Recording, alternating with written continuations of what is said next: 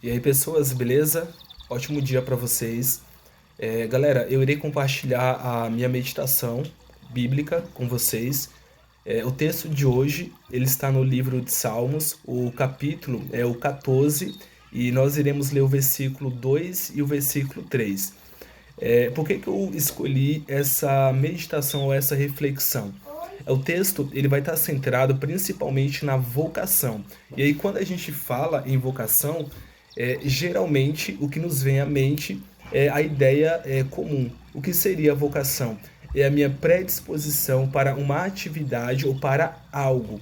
Ou seja, se eu tenho uma predisposição para cantar, essa é a minha vocação, louvar a Deus. Ou se eu tenho uma predisposição a escrever, desenhar ou trabalhar com trabalhos manuais, essa seria a minha vocação. Só que a ideia de vocação, ela seria o sentido original, essa predisposição natural e espontânea. Só que isso entra, galera, em contradição com as Sagradas Escrituras e principalmente com o ID.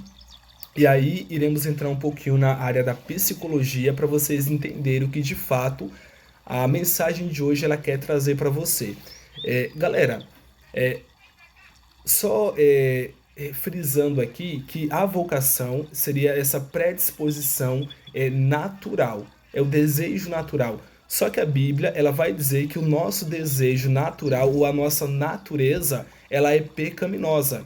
E aí você conhece diversos textos bíblicos que vai dizer que a natureza humana é uma natureza que foi corrompida. E aí, pessoas, eu irei fazer a leitura, o texto Salmo, capítulo 14, o versículo 2 e 3. E aí esse texto ele vai estar reiterado em Romanos. E o texto fala: O Senhor olhou dos céus para os filhos dos homens, para ver se havia algum que tivesse entendimento e buscasse a Deus. Desviaram-se todos e juntamente se fizeram culpados. E aí o texto conclui: não há quem faça o bem, não há nenhum só. E aí a gente tem outros textos também que vai trazer essa mensagem quando Deus olha do céu aqui para a terra e ele percebe que o coração do homem se tornou corrupto e ele decide destruir essa terra com um dilúvio. E aí, voltando à palavra vocação, que vocação seria justamente essa predisposição natural para algo, com base nas Sagradas Escrituras, se a gente for seguir a nossa disposição natural ou os desejos do nosso coração, esses desejos e essas vocações, elas tendem para o mal. É o que Paulo vai falar também, que aquilo que ele quer fazer, que é o bem, ele não faz, mas ele faz justamente o mal, pessoas. Mas talvez você esteja me perguntando assim, Mano Ellison, mas por que você está trazendo esse texto e como que a gente vai, de certa forma, amarrar essa mensagem? E aí, galera, eu vou entrar um pouco no campo da psicologia, só explicando para a galera que talvez não tenha contato com a psicologia, a gente vai ter, de certa forma, três campos dentro da nossa psique. Iremos ter o ego, iremos ter o id e o superego. Como que vai funcionar? Eu vou pegar uns lápis aqui para ficar didático, que eu acho legal. Esse aqui, que é o maior em preto, é o ego. O ego ele é quem vai gerenciar toda a sua história. O ego vai gerenciar toda a sua vida, os desejos que você tem, em contrapartida com as suas necessidades. Vou te dar um exemplo. Você olha uma roupa e aí você fala, cara, eu quero essa roupa. O ego vai falar o seguinte, ó, nesse momento você não pode comprar porque você talvez esteja apertado. E aí a gente vai esperar um outro momento para fazer essa aquisição. Esse é o ego, ele gerenciando a sua vida. O ego ele estaria no campo mais da consciência, tá, galera? E aí a gente vai ter o id. Quem seria o id? Qual que é o campo? O id, pessoas, ele é justamente... É que o notebook aqui ele apagou, tá, pessoas? O id, galera, ele seria o que a gente conhece como carpe diem, que seria aqueles desejos da carne. Ou seja, imagina o id como aquele cara que vai falar assim, ó, eu quero isso, eu quero agora. Você vai ter que me dar esse aqui. Ah, você não tem como comprar, então a gente vai roubar porque eu quero. Imagina que o id é um garoto mimado. Ele quer tudo do jeito dele, na hora dele, e se ele quer, ele bate o pé e fala, eu quero. E aí a gente entende que o id, ele é o responsável por todos os nossos desejos da carne. Todo aquele desejo da carne, os nossos impulsos, as nossas inflamações, quem é responsável por isso é justamente o id. Agora, quando a gente vai, galera, para o superego, imagina isso em você. O superego, ele seria o carrasco. Ele é, só para você entender, o superego, ele vai ser criado a partir do momento que o indivíduo ele entra em contato com a sociedade, com a família, com o meio familiar. E aí sabe quando a mãe fala assim, não pode fazer isso aqui você não deve fazer, e a sociedade fala, olha, esse comportamento aqui não é aceito. Nesse momento, quando a gente tem esse contato, a gente tem a formação do superego e ele vai ser o carrasco, porque ele vai tentar se adequar à moral e às regras da sociedade. Então, para o superego, nada é permitido, tudo é proibido. Então, ele vai falar assim: ó, você não pode comer um doce porque você vai ter diabetes. Você não pode fazer algo porque isso é nocivo à sua saúde. Ele vai estar sempre proibindo. Imagina ele, aquele carrasco, aquele juiz, que todos os seus desejos ele vai reprimir. E aí é onde que está o superego não, pessoas. Aí é onde está o ego. O ego é quem gerencia. Só frisando para você entender, a gente vai entrar na parte bíblica, para você entender como que a sua mente funciona, como que a sua psique funciona, para que através dessa explanação aqui, dessa reflexão, você tenha mais comunhão com Deus e você consiga entender o seu comportamento. Voltando aqui, só recapitulando, galera, a gente tem o ego vai gerenciar os desejos do id, que é as paixões da carne, o carpe diem, e ele vai gerenciar essas proibições do superego. Então ele vai encontrar um ponto de equilíbrio entre aquilo que eu quero e aquilo que eu não posso. Voltando ao exemplo, quando a gente tem o exemplo, eu quero isso, eu quero agora, esse aqui é justamente o id. O ego vai falar, você não pode porque você não tem dinheiro. Ponto. Você está devendo, tem que pagar o aluguel. Aí o ego ele vai encontrar um ponto de equilíbrio. Ele fala assim, você não pode agora. Você vai trabalhar e vai conquistar. Enquanto o id ele fala, eu quero, e a gente vai roubar, a gente vai pegar, o superego vai falar, você não pode, isso não é seu, ponto. E aí, esse que é o ego encontra um ponto de equilíbrio. E aí, galera, a gente parte para o versículo bíblico. Quando eu falo sobre a nossa vocação, essa vocação seria justamente o id, galera. Esse id aqui, que é justamente as paixões da carne, é a nossa natureza primária, é os nossos desejos, estaria ligado à vocação, porque a vocação é a nossa inclinação para algo, só que é uma inclinação natural.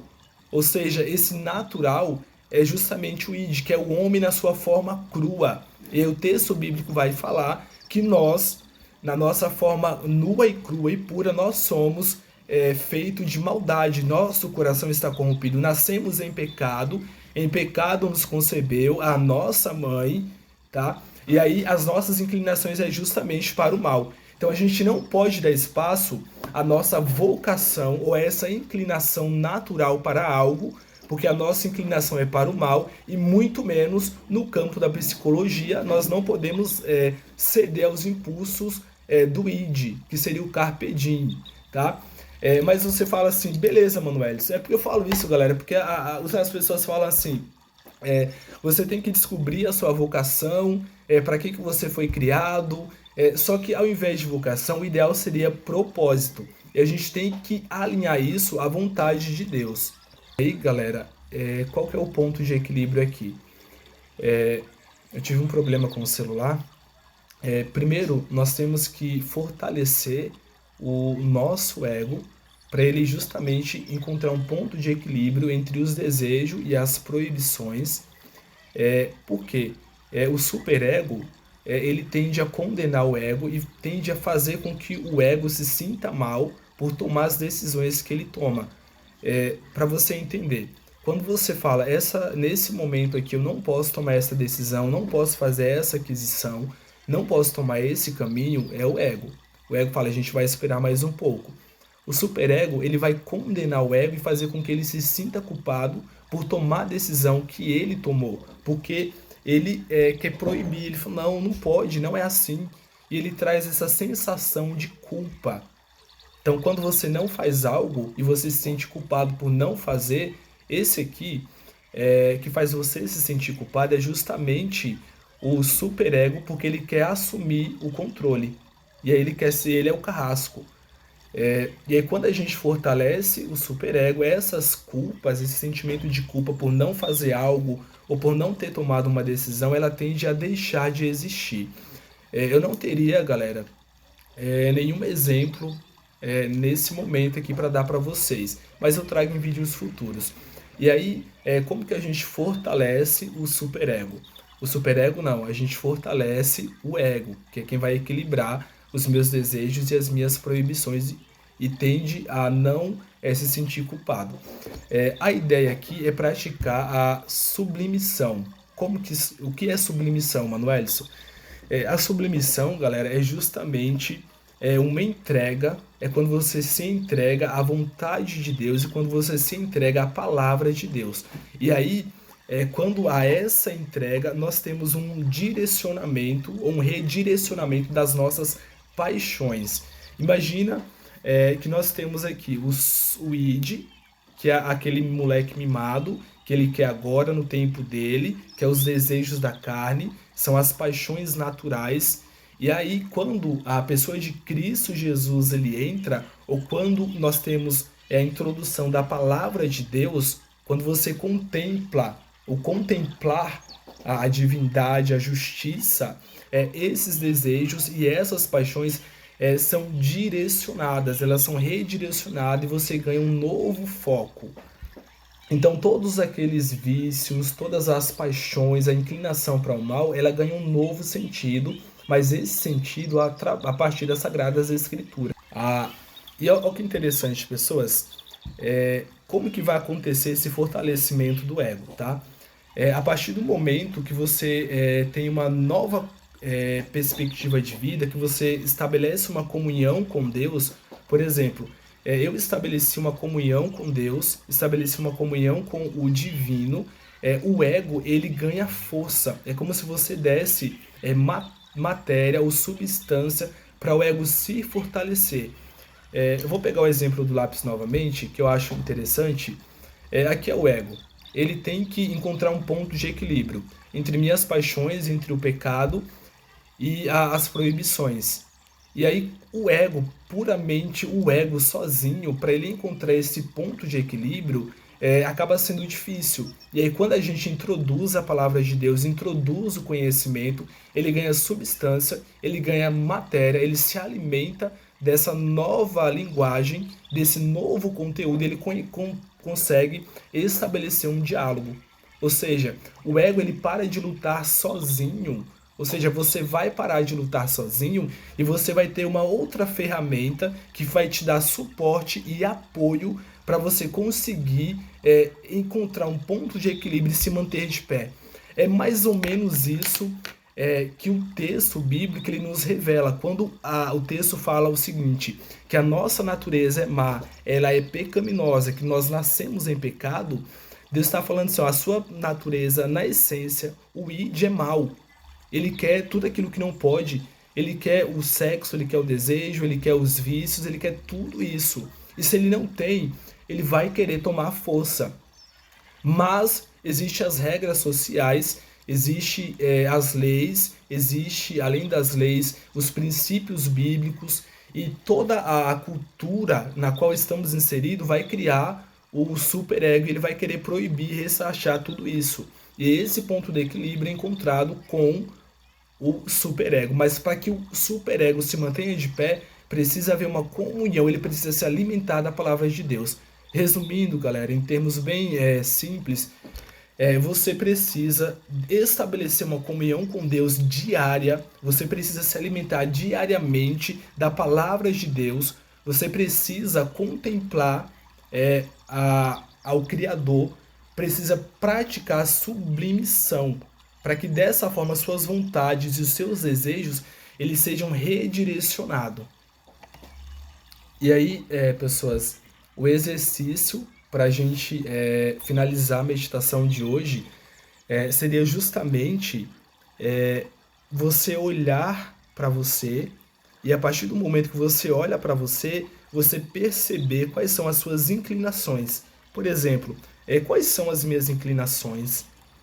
A minha natureza, ela tende para quê? Eu sou mais agressivo, eu tenho uma falha no sentido da carne, do desejo sexual. Qual que é justamente essa inclinação? E a partir do momento que você percebe essa inclinação, você consegue redirecionar. Você vai fazer uma oração e pedir para que Deus atue e para que Deus mostre como que isso deve ser redirecionado. Tá? Então, toda vez que você tiver uma inclinação, que seria a tentação? Quando a tentação ela vem, ou seja, veio a tentação, e aí essa tentação, a gente faz uma oração, é mais ou menos essa a ideia aqui, de você redirecionar os desejos do id através do fortalecimento do ego e da sublimição, da contemplação do divino, tá? E é isso, tá, galera? Essa é a minha meditação de hoje, dia 31 de janeiro. Geralmente eu compartilho as meditações nos stories, mas como essa foi grande, ela vai ficar aí como vídeo.